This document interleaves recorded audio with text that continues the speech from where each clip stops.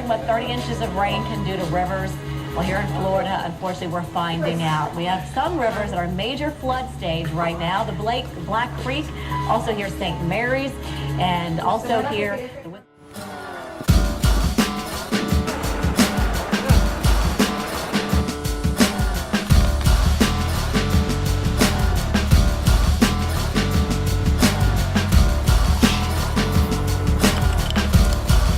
Pretty much over from Faye. It's a flood threat from here on out, along with the potential.